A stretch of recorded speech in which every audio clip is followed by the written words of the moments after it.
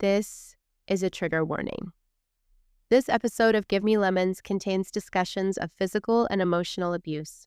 Resources and support services will be linked in the episode description.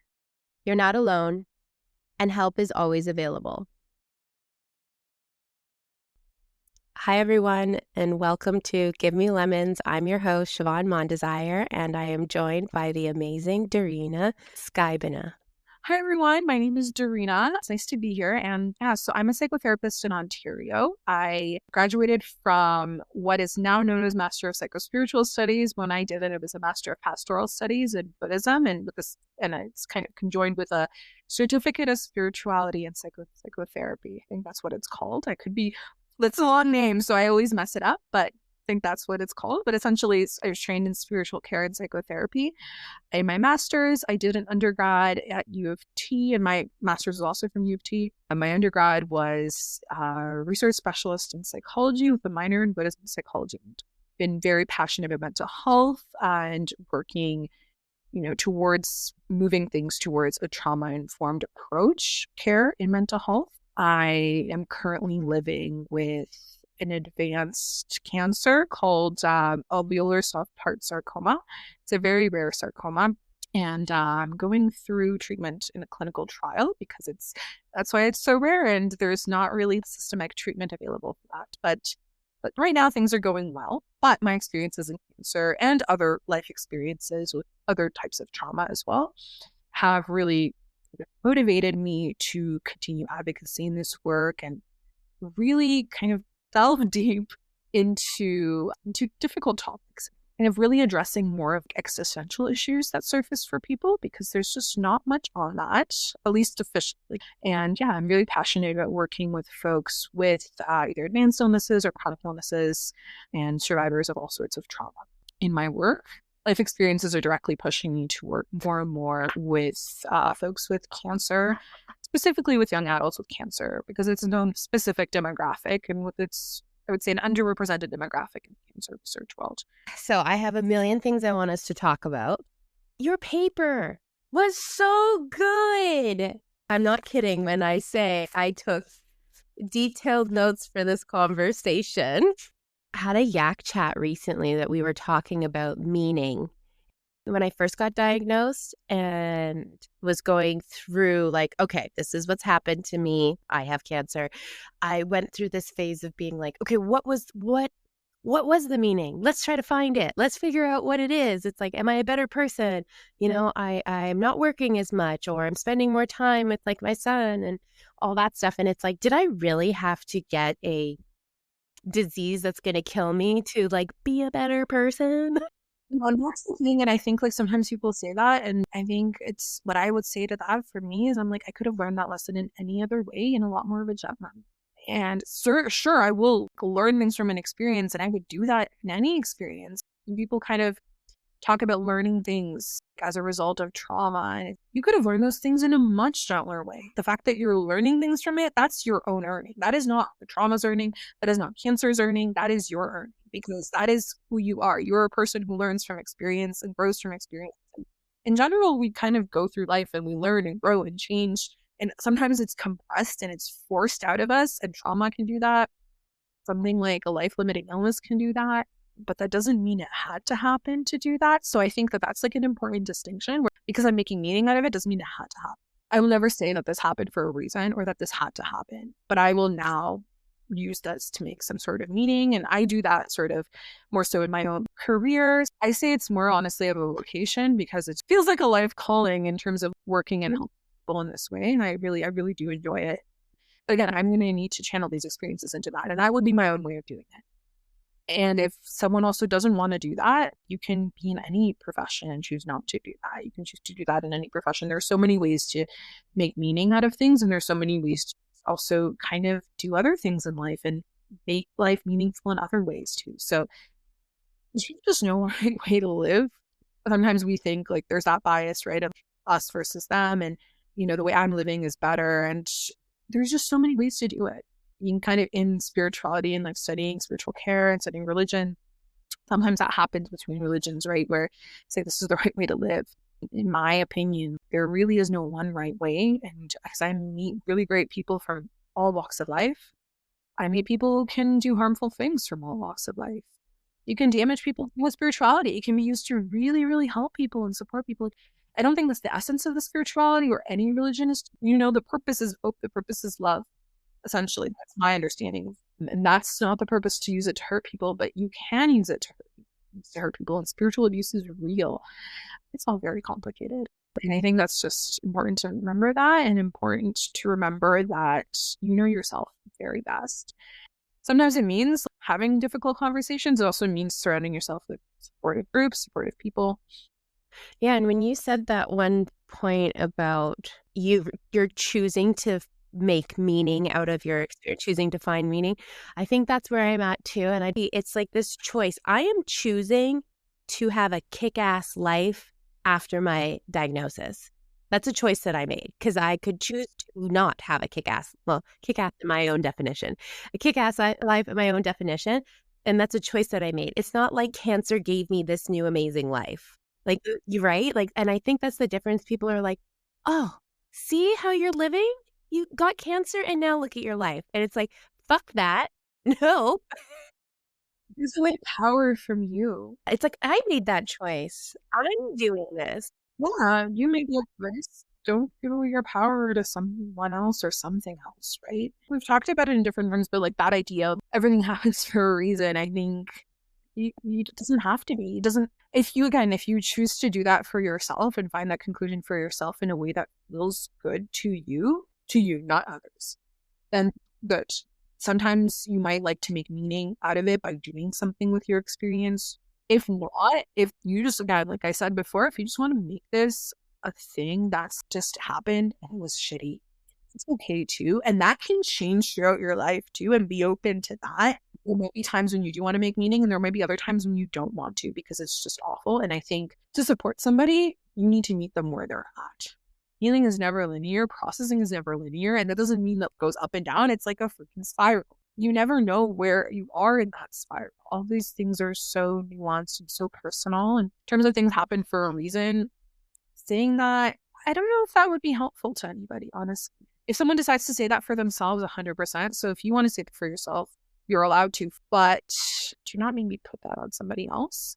You know that you don't know this person, even if you think you know them well, you don't know them fully. And it's just a simplistic explanation for a very complicated issue. And we're not perfect, and it's okay not to support someone perfectly too. You can always check in with people if this is helpful or not. Everyone has their own innate wisdom, I believe, and following that person's lead in a lot of things can be helpful. So you were talking about understanding survivors' symptoms and how they've adapted to survive. It's a survival mechanism, the symptoms, and the symptoms are not the problem. And my mind was blown because the symptoms are not the problem. People are presenting in a certain way, acting a certain way, or doing certain things. That's not the problem. You need to get to like the root of it. Can you talk about that a little bit? I just thought it was very cool. That's such a key thing when working with any type of trauma. Because if you see the symptoms as a problem, you really are pathologizing this person who really worked really, really hard to survive something really difficult, right? And the biggest example I can think of right now is, for example, a lot of trauma survivors pick up on external cues really easily. Like, you're a lot more hypervigilant of your surroundings. So you're going to pick up on things like even micro movements, right? You may not necessarily interpret them correctly, but you will pick up on them. But we need to understand that the hypervigilance is what kept them alive. Because if you're living in an abusive environment, for example, you being hypervigilant towards what your abuser is doing, that will keep you alive. You might not always be right at reading those things, but that's what's going to keep you almost prepared. And all sorts of symptoms, even just trauma response is what we say, people-pleasing response that a lot of trauma survivors have, which is called the fawn response. Sometimes people see that as like, what are you doing? No, like, this is what kept me alive, because to please this person, that's what I had to do. Maybe shutting down is what kept me. We really can't judge what someone did to survive, because we also don't know what they went through, right? We weren't there. And so I think that's why it becomes so invalidating when we just see those things as a problem to be solved. The first kind of key step in trauma recovery is ensuring safety, so that you can maybe start working these things before you start processing anything. you need to make sure you're safe, because if I'm in an abusive situation, doesn't matter how much therapy I do, I'm going to keep getting re-traumatized. Again, that becomes a little bit layered when it comes to systemic trauma. You cannot get away from a world that's racist. You can't get away from a world that's heteronormative. So I do want to acknowledge that that is also a very valid trauma, and those that can be consistently re-traumatizing.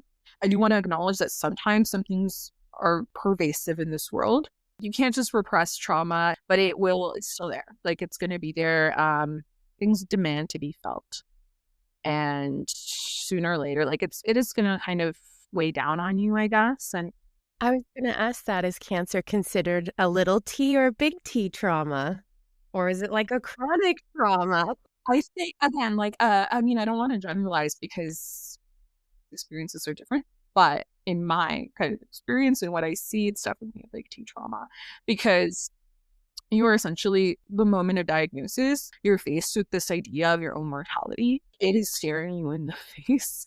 That is very traumatic. For me, I've been reflecting on that a lot, where I'm like, okay, life still happens in it. And, sometimes you find ways to find joy and all of that. And sometimes, you use different ways of looking at it. You can see your own body resilience through things. However, being put through consistent medical procedures can be traumatic.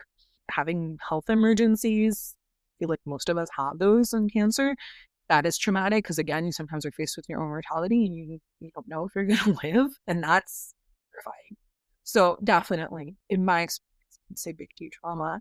So I was diagnosed with death anxiety 5 years ago. I was diagnosed with OCD, other stress and trauma related anxiety, a death anxiety, social anxiety, and generalized. Did I say generalized anxiety?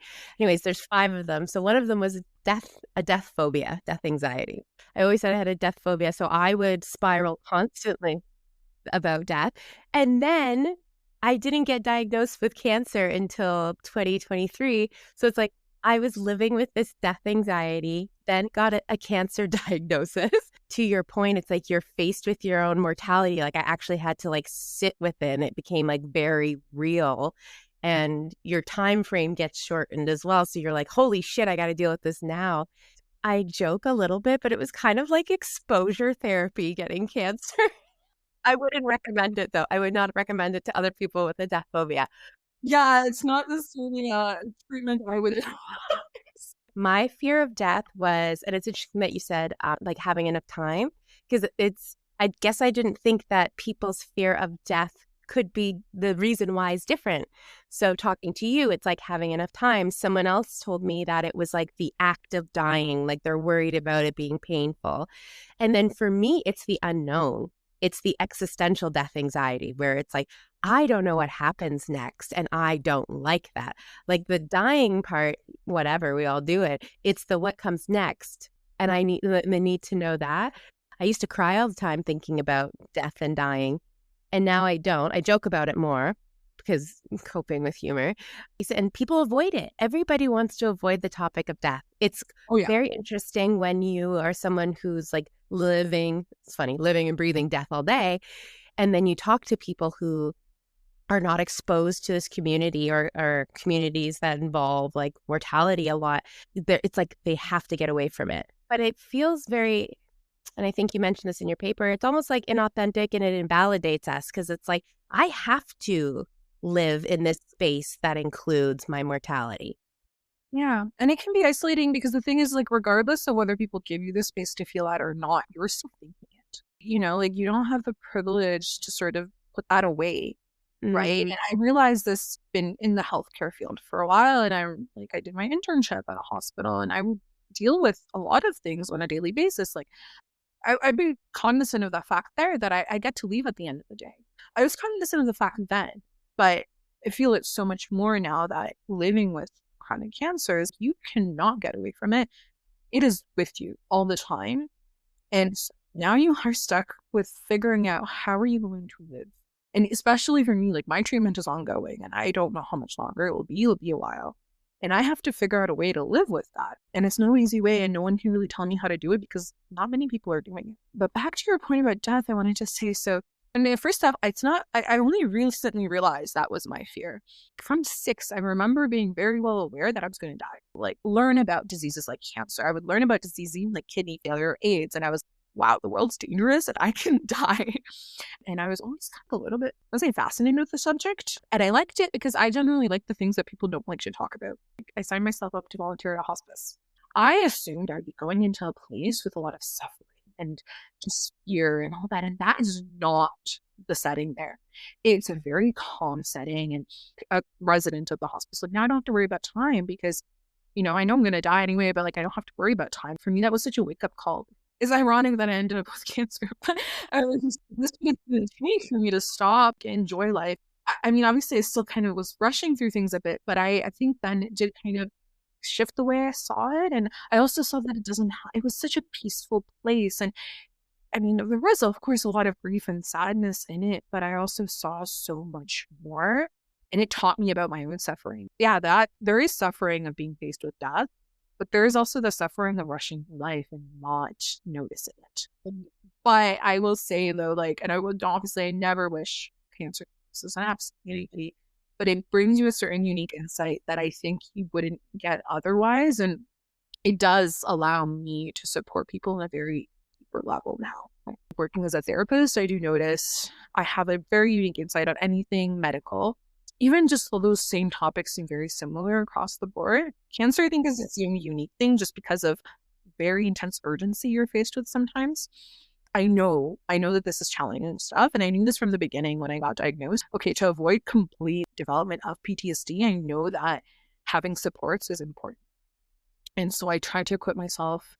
It was almost like I accessed YAC actually really quickly because I knew I needed support. And YAC has like a newly diagnosed. So then I accessed that. And it was great because my life was so chaotic trying to figure things out. And you know what? I was talking to someone else about this, about some of the separate breakout groups that they have. So there's one for metastatic cancer. And I went to that one time and I never went again. I didn't feel sick enough to be with those people because when they're talking about it, maybe their timeline is shorter than mine. So then I'm like, oh, well, it's not fair for me to be here and complain because they're in a worse place than I am. Or they might feel like, why are you here? You get, however many years you're going to get, and I only get X amount of years. It's like this weird imposter syndrome that even within the cancer community, I'm not sick enough to be in some of those smaller breakout groups.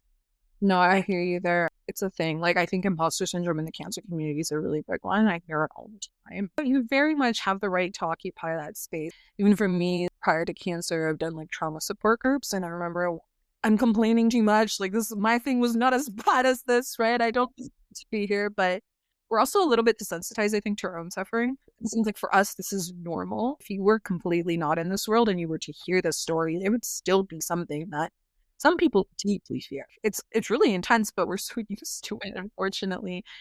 There's no right way to do this journey. It's completely uncharted territory for many of us. No one else can even tell us how to do it. It's a very rare situation. I get my treatment through clinical trial. It's all new. Sometimes my symptoms are like, oh, we don't have research on this. I've been on like cancer support group calls where we talk about like there's no Olympics or there's no medal for like suffering. That's one thing we really all have to be careful with. I think comparison becomes a really big thing, and it's because we're always trying to see if our suffering is valid. It is valid. It is valid by just because you are going through it. It forever changes you. Nothing's ever the same, and it can't be the same.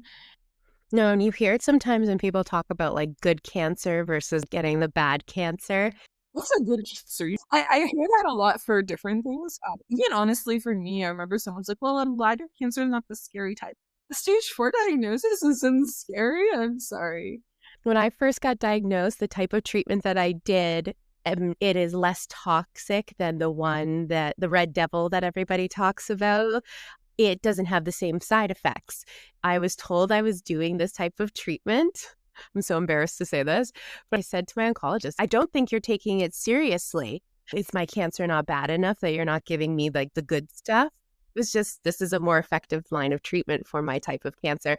Like when people are trying to help and give advice or solution. It's like they don't understand the complexities of my unique experience. You cannot generalize advice to, just like you can't have general treatment for people. It has to be so specific, and there's all these nuances to the person and their experience and their journey. It's tricky. And, the reason I think people do that, it's just that it's scary. It's scary to witness, scary to know, and something we all kind of do need to grapple with at some point. You can avoid it for some time in life. Some people can avoid it for longer. Some can't. But sooner or later, it's going to come at us, either through our own lives or experiences of loved ones. We have to face this kind of almost experience of our own fragility. Human life is fragile, and that's terrifying. And even if we're not believing of anything or believing in any higher power or any other spirituality, there's still something there for a lot of us, right? And we don't realize that until we're faced with it. So I think when people see that in you, there's almost like this desire to sort of explain it. Because if I can explain it, then I can control it. I was told, I was like, oh, you have cancer because you were so stressed. But other people were stressed and don't have cancer. And I said this on another podcast. I had a friend who called me while I was in bed after chemo. He was drunk, called me and was like, I watched a documentary on Netflix. Have you watched it yet? It's about how this woman cured her cancer by becoming a vegan. Okay, I'm like, but I work with a dietitian from BC Cancer who specifically said, I do need protein and meat in my diet and whatever else. And they said, well, you're still eating meat? Like, don't you want to live? I started bawling my eyes out. Of course I want to fucking live. You think you want me to live more than I want to live, or more than my son wants me to live? Definitely, you don't want to live in a culture of constantly living in fear. And I think you can get into that space really easy because everything can cause cancer, according to most things online. And I think I was overly sensitive to that person saying that, because when they first found the lump on my cervix, 5.5 months before they actually gave me my diagnosis. So it's like that waiting period of freaking out. But during that period, because I thought I had one type of cancer, I thought it was this type of cervical cancer, I Googled what was good to eat for your cervix to make it healthy. And in my head, and this is also my OCD, because my OCD wasn't being treated at this time, it was like, if I only eat the foods that are good for my cervix, I won't get it won't be cancer. I'll be fine. So the OCD, all I ate, and I'm not even kidding you, for 5 months, I ended up losing so much weight, I would only eat avocados because I read that avocados are good for your uterus and your cervix. So I refused to eat anything else. And I became obsessed with eating this way. And my husband would be like, you have to eat something else. And I wouldn't, because I was convinced. So when the person was like, don't eat meat, you don't realize that I just suffer. I'm being dramatic, but I just suffered for 5 months, freaking out. No, but you did suffer. You're not being dramatic. You know what? Thank you for saying that. You're right. That's not being dramatic. That is intense. Yeah. For saying that, because you're right. I'm downplaying my experience, and my experience is valid, and it was really shitty. And those 5.5 months, I didn't eat anything. It was just avocado. And I was so stressed and anxious about it. And I was like, this is going to cure me. It's going to cure me. So to have someone who didn't know the complexity of my experience say that it's because of the way that I eat that I'm going to make my cancer worse or get cancer, I think that really hit a nerve for me, because that was one way that I was really trying to cope in my way, bargaining, where it was like, I'll eat healthy. I'll eat avocado every single day if you just don't make this cancer. Oh, it's so tough. And that's another good point there, where you don't actually know what's going on with that person. Because in this case, it became sounds like a disordered eating situation. But that's what the behavior was. And the thing is, a lot of people can have that. And I've struggled with different degrees of that too. And already when you're going through treatment, it can be hard to eat in general. So if you have someone making comments on things that are so sensitive to you, and will struggle with sort of eating as is, right, without cancer. But if you're making comments on things that people are already struggling with, thinking of is this actually going to help this person really? And that is the thing, I also talk about in my paper, is you can't judge someone for how they cope during that situation, right? Of oh, you should have done this, you could have done that, you could have run away here, okay, great. First off, that all happened already, so this isn't helpful. But there's a few kind of trauma responses, right? We say fight or flight from it, but there's fight, flight, freeze, and fawn, which is people pleasing, but not like, oh, I just want to make everyone like me. It's more, I need to please you to keep me alive. And that's a common one in interpersonal violence, because you kind of keep the other person on the good side, right? And there's also collapse, which is your system is so overwhelmed, it's a play dead response. All those responses are trauma responses. And at that point, you have no conscious control, because in a trauma response, what happens in your brain is that the decision-making part, the prefrontal cortex, it's just like the frontier, that kind of shuts off. But your amygdala, which is your emotional center, that takes over. And that can keep you alive. And that will keep you alive in any way it feels it needs to. And that could be shutting down. And so sometimes, especially with victims of sexual assault, it's like, well, you could have pushed him away. No, your brain told you to freeze because maybe that was the safest bet. Maybe your brain told you to do whatever it took to please this person. That's because that's what it took to survive. And sometimes there's a play dead where you kind of just like, whatever, do whatever you want. And that's just trying to keep you alive. Sometimes you do fight, and that wants to keep you alive. And sometimes there's a lot of shame for that. But you hit him too, right? And it's like, well, that's a different case. I was trying to stay alive. This person wanted to hurt me. But again, there's so much blame and shame around those things. And I think it's important to bring awareness to the fact your body does what it needs to do to survive. And you don't have time and the privilege of time to deliberate right now, right? What to do. Your body's going to do what it needs to do. And so trusting almost that innate wisdom of your body, and you survived, that's what's important. What you did to survive, that we're not going to judge and analyze. We can analyze it, sure, for the purposes in therapy in a safe space, but with people you hear about that, like, we have a lot of judgment as a society of what people choose to do to survive. Or not choose to do, it shouldn't even be that, but what people do to survive. There's a lot more nuance in these situations than I think we just do, especially with social media. There's 2-minute videos, and it doesn't do justice to anything. And as a therapist, that sometimes is the therapist makes me angry, because I'm like, that is just such a reductionist approach to what happened. And that's such a complex issue. You cannot do that with that issue. Like, trauma is so complex. Surviving is complex.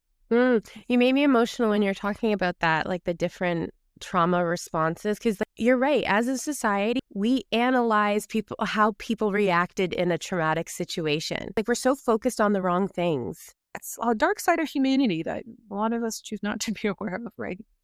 Reality is a little bit, can be dark sometimes. And there's a lot of great things in the world too, but it isn't all great.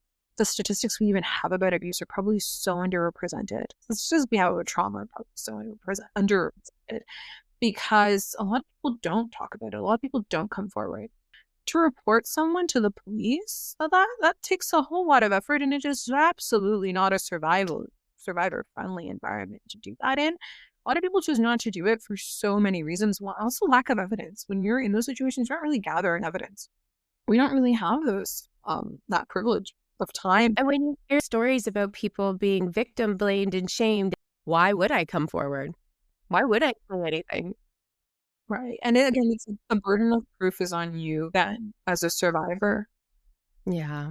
Well, when you were talking about cancer giving you a unique perspective, I totally get that. And it was really evident for me last summer. My uncle was in the hospital. And what I noticed is that everyone avoided the topic of death. And I started asking, people were like, no, don't say that. Don't act like he's going to die. But I was like, he is going to die. And I started talking to him, and I cried with him, and we just talked about it. We just talked about death. We talked about don't worry about the life that you lived, and don't worry that you made mistakes along the way. And I straight up said, I'm like, we're only going to remember the good stuff. Don't worry. And so it was just like I was able to have a conversation with him on his level. And the next day I wasn't there, and my dad was telling me, he was asking for you. And that to me was so validating in my approach to talking to him. It felt right. And that's what me as someone with cancer, that's what I need. I want people to sit in the darkness with me. I want people to sit and be like, this fucking sucks. And I would be like, yes, it does. Thank you. Because whether or not you acknowledge it, you're going through it, right? Whether or not you acknowledged if he was dying or not, he was going to die. Unfortunately, this is what's happening, right? And I'm glad you were there to do that. Everyone has their own feelings around death. This forces you to face it. It forces you to stare at the sun. We have a social worker that we're working with because we're hoping to adopt. So she came in yesterday and like did an interview with us and everything. And I had to talk about all my trauma, all my fun trauma. And so I brought up my uncle and she asked like, how are you coping with that? I also lost 2 cancer friends last year. And I never thought about this until this conversation yesterday. My 2 cancer friends, one lived on the other side of the country, one lived in the United States. I couldn't be there with them. And it was very much like finding out over Facebook that your friend had passed. And so my ritual for them was I went to the beach. It's my happy place with my son and my husband. We collect shells. We make like a little, circle. I write a letter to that person. I read the letter out loud. I burn the letter, let it go out to sea, scream a little bit. Then I bring a shell home and paint their name on it. And I keep the shells. So I have them in my room by my bed, just so that their memory and their name. And oh my gosh, that gave me like full body chills. I love that. That is beautiful. And I hope I don't have to do it ever again, but I did it for those 2. And my social worker asked me, she's like, did you do the same thing for your uncle? And I said, no. And I sat for a second with that and I was like, because I said everything I needed to say to him at the end. We had and I have full body chills again. We had such a good last conversation. I said all the things and he said all the things and it felt so good. And so when she asked if I did that, I was like, I didn't feel the need to do it because there was nothing left unsaid, but there was things left unsaid with my cancer friends, which is why I think I needed that like closure, that ritual. But with him, it was like I had such a good final day with him. And when I look back on it, it's like I'm crying because it's obviously sad. But when I look back on it, I'm so grateful that I wasn't like scared to say what I wanted to say. I wasn't embarrassed to be like, I love you. I'm going to miss you. It sucks that this, and just like we had such a vulnerable, real conversation. It was just an honest, genuine last moment for us. I'm just holding this with you because it's so powerful and it's sad and I'm so sorry that happened, but I'm so happy that you were there to do that. Oh yeah, and it's just hard. I know, like it's just losing people is just never easy. Cancer community is its own thing. I find I like everyone I meet is a wonderful, but then knowing that like it's almost like a whole other thing because you're like I have so many people I worry about now too. The line that you said about holding space, not trying to, you can't fix it. And it's like, don't try to solution. It's just sit there with me and stop trying to like make it better. It's not going to be better. So just sit there with. Or at least you can make it better. Okay. Daryna, thank you so much for being here and sharing all your amazing insight. We're definitely going to be linking to your paper. It's fantastic. And I think it sparked a lot of amazing conversations. So thank you for being here. I always end the podcast by asking one question, which is when life gives you lemons, what's one choice that you can make? When life gives you lemons, you can make your own meaning or don't. And what I mean by that is things get thrown at you. You are allowed to do with that whatever you feel is best for you. And if that means making meaning out of your experience, and again, I'm not saying this means that it had to happen for you to make that meaning. Choosing to make meaning out of that experience, one, remembering it is you doing that. It is not the reward of the lemons at all. It's you doing what you want with those lemons, basically. Or you can also choose not to, and it's very valid to just kind of say like, this was an awful thing that happened and that's what I leave it at. You can always change that at any point in life. At one point you want to make meaning out of something that happened to you, great. And then you change to not wanting to, or vice versa. I think just letting everything be welcome is very, very helpful. You know yourself best. That's all I'm going to say. Thank you for listening. I'm your host, Siobhan Mondesire, saying, stay sour, my friends.